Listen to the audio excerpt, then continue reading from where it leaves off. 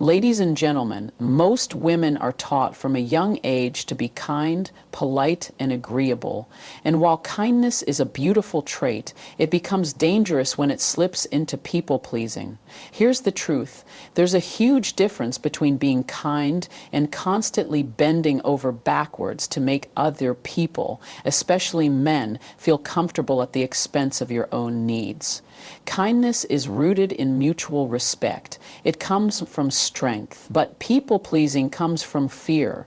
Fear of rejection, fear of conflict, fear of not being liked, and women are socially conditioned to believe their likability is their currency. So what happens? We smile when we're uncomfortable. We say yes when we want to say no. We give second, third, and fourth chances to men who haven't even earned the first one. That's not kindness. That's self-betrayal dressed up as compassion. This is where we have to get real. If you're constantly excusing bad behavior, brushing things under the rug, or staying quiet just to avoid rocking the boat, you're not being kind. You're abandoning yourself. You're putting someone else's comfort above your peace, your voice, your boundaries. And the worst part is you think you're doing the right thing. You've been told that being a good woman means being accommodating, understanding, nurturing, that your role is to support, to fix, to tolerate. But ask yourself, who told you that?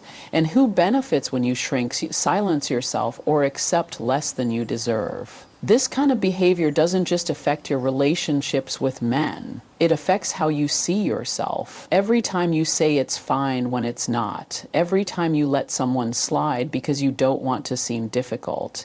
Every time you choose being nice over being honest, you chip away at your self-respect.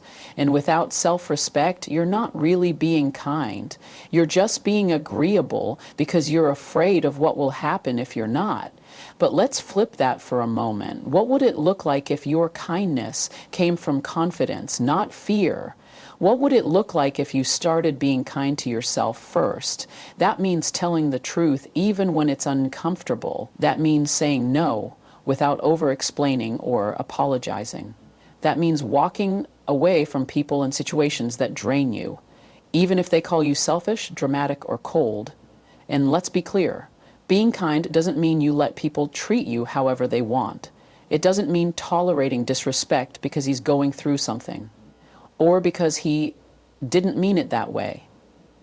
You're not a rehabilitation center for emotionally unavailable men. You're not a free therapist for someone who only calls when they need something. Your time, your energy, your love, they are valuable. Start treating them like it.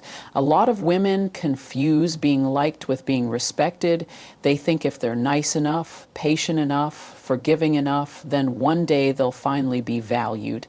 But respect doesn't work like that. You don't earn it by being easy to deal with. You earn it by having standards and holding them, by refusing to lower the bar just because someone won't rise to meet it. This shift from people-pleasing to self-respect is uncomfortable. You'll feel guilty at first. You'll wonder if you're being mean, if you're overreacting.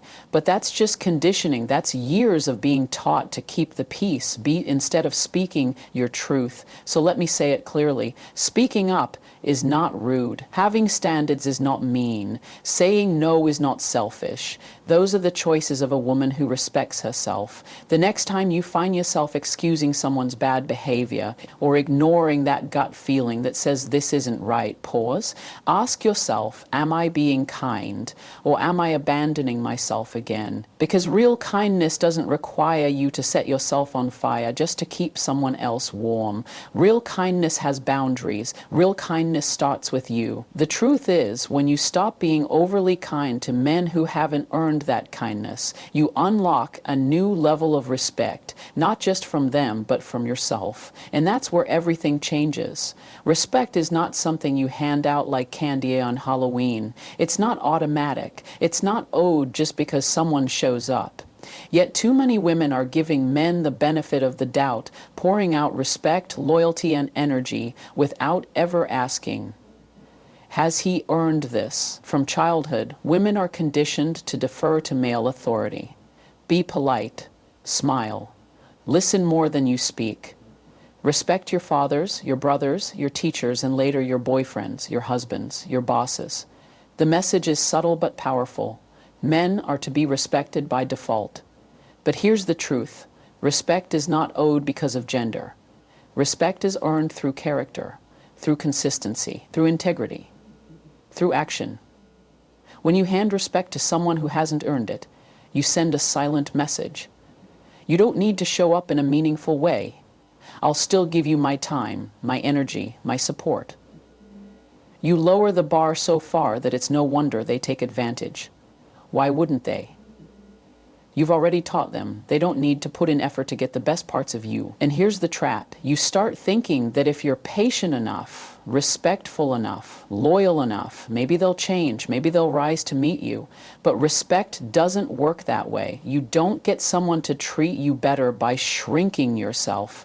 You don't inspire them by lowering your own standards. It's backwards. Respect begins with respecting yourself enough not to engage with people who don't meet your baseline. This isn't about being cold, it's about being clear. Clear on who gets a seat at your table, clear on the kind of behavior you accept, clear on the difference between admiration and blind loyalty.